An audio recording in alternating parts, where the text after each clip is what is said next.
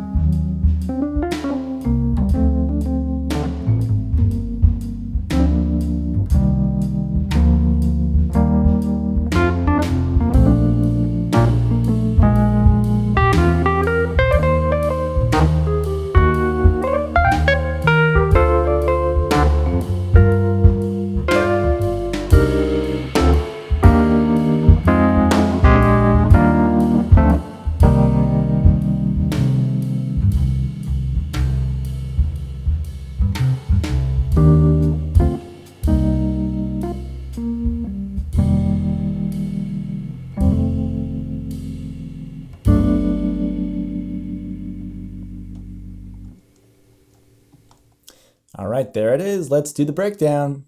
But first, before we go on, I want to say thank you to all the subscribers out there because today this channel hit 100,000 subscribers. So thank you to everybody who's a subscriber. If you're not a subscriber, I do hope you hit that subscribe button so you can come back and check out the new content that comes out. It means so much to me that you guys feel this content is valuable and that you keep coming back to check it out, ask questions, comment, and engage. So thank you for that. And I hope to get to that next milestone, whether that's 200,000 or more, with you on the way there. So thanks again, and we'll carry on with the rest of this video. So this loop is actually a tune that I wrote a couple years back called Boston Blues. It's not actually a blues in the sense that it's not 12 bars or anything like that, but it does have that bluesy feel. Now the chords in this song aren't especially original, but the combination of the different chord progressions I've pieced together and the melody and the feel and the instrumentation, all that combined, I think it creates a really nice vibe, and I hope you guys liked it. So let's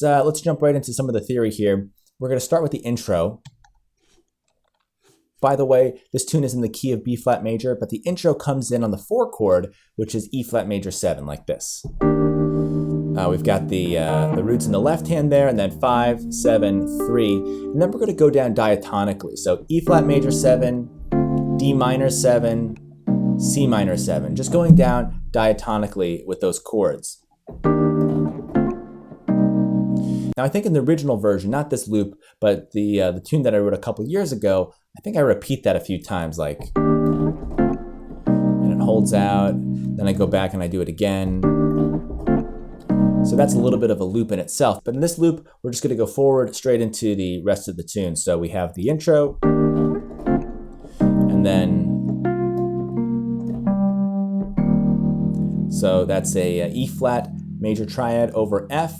It's kind of like an F sus, and it's going to resolve to F7, like that. So here's the whole intro.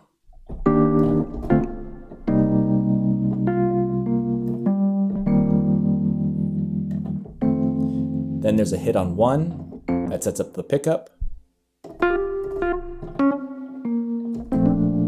And we get to the top of the A section, essentially, which is a B flat major 7. So that pickup is, we do a pickup into, or rather a grace note into the G, and then a grace note down from the D flat to the C, B flat, to our B flat major 7. And that B flat major 7 is going to become an A flat, or rather a B flat 7, because this A flat here makes it a B flat 7. And what we're doing here is a secondary dominant going to the 4 chord. So we start with the 1 chord, and then we go to the 4, we go to the secondary dominant associated with the 4 chord, which is B flat 7, the 4 chord being E flat major 7. This is actually more of an E flat 6 rather than an E flat major 7. So again, we have B flat major 7 to B flat 7, E flat 6, E flat minor 6, so we're going to the minor 4 chord, and I'm getting there by doing this sort of subtle, slick passing tone thing. See that? Okay, I'll put that all together.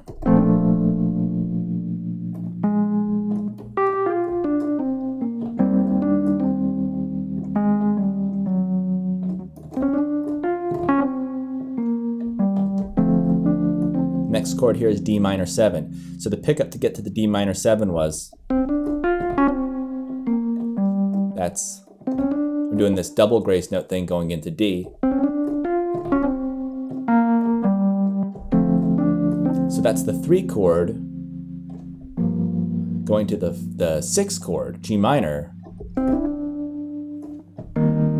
to the 2 chord. So this isn't anything too fancy here. We've got 3, 6, 2, 5, and then we're going to go to 1. So that's going around the circle of fifths diatonically again. Nothing too out of the ordinary here, but it does sound really slick. So I'll put it all together.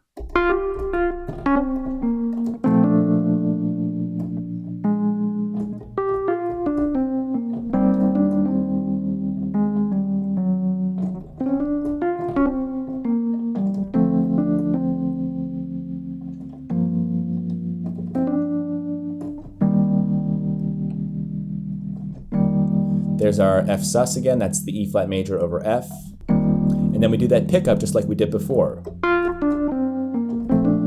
So now to get to the B flat 7 from the B flat major 7, I'm going to do a similar maneuver that I did with that minor 4 chord. Remember the passing tone thing? Well, here it is again, but going to the flat 7 of B flat 7. Check this out. See that? That sets up the B flat 7 nicely. There's our 4 chord, minor 4 chord,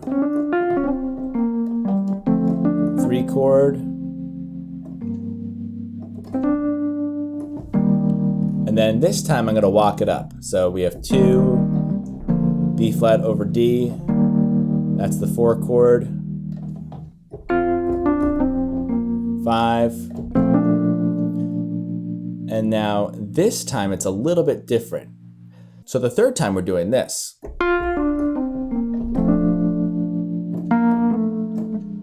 B flat 7.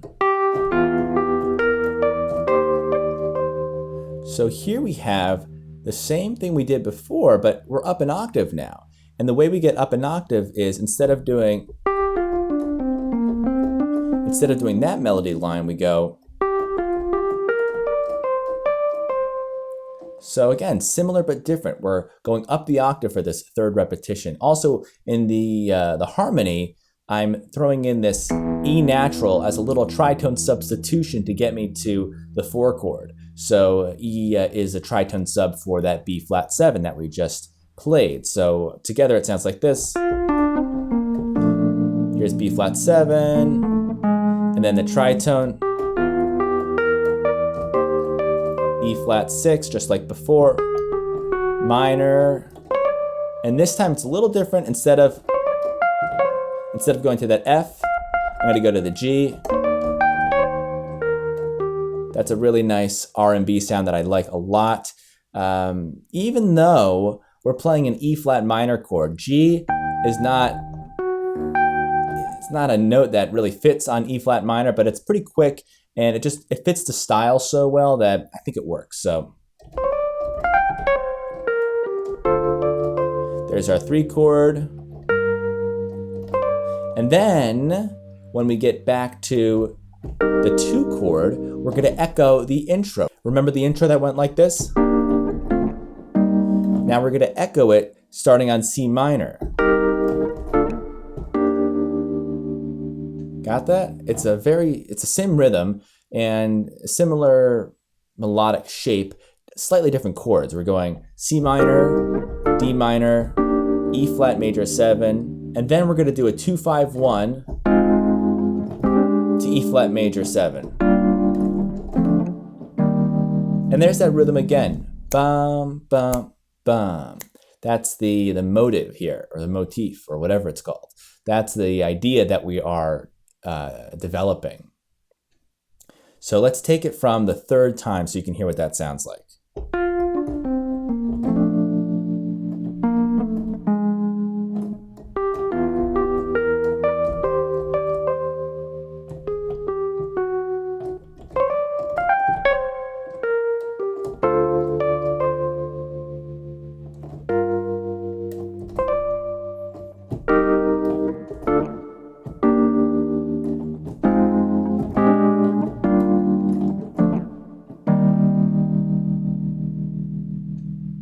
And the outro is just like the intro, except at the very end, we do a little surprise. So just like the intro, we go.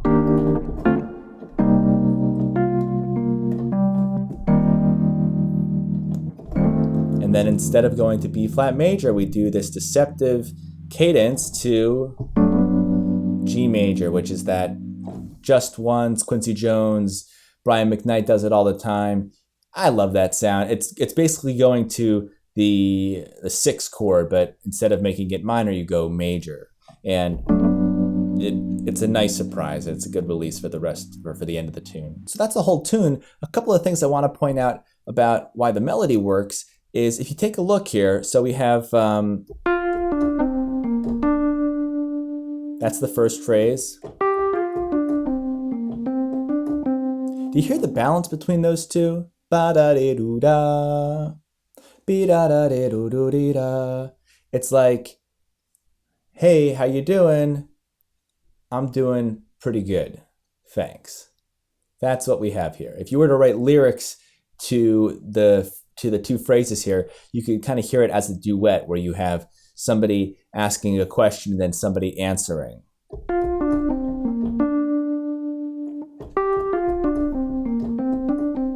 And then the next phrase is a comment on the previous phrase.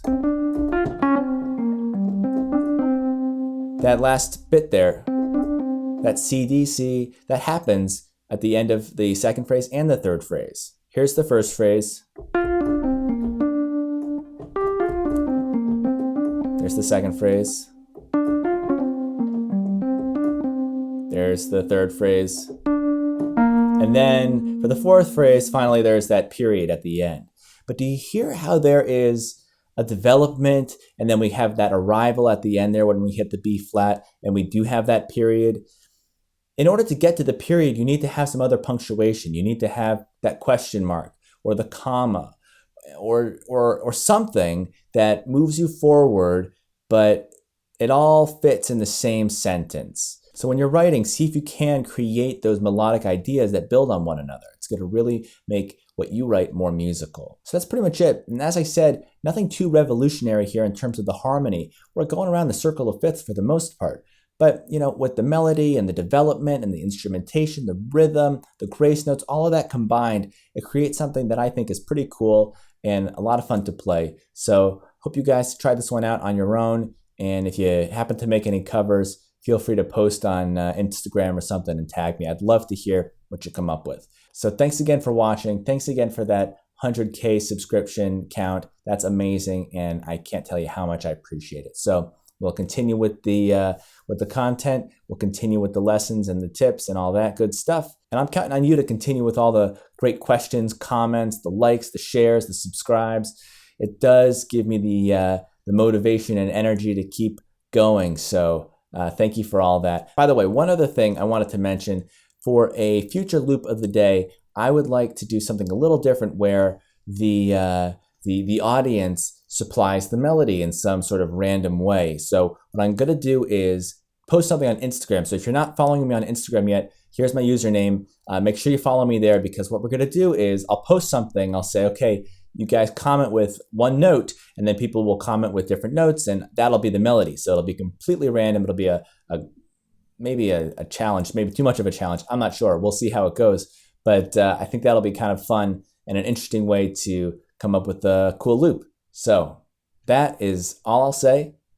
Thank you guys for watching, and I'll see you in the next one. Bye-bye.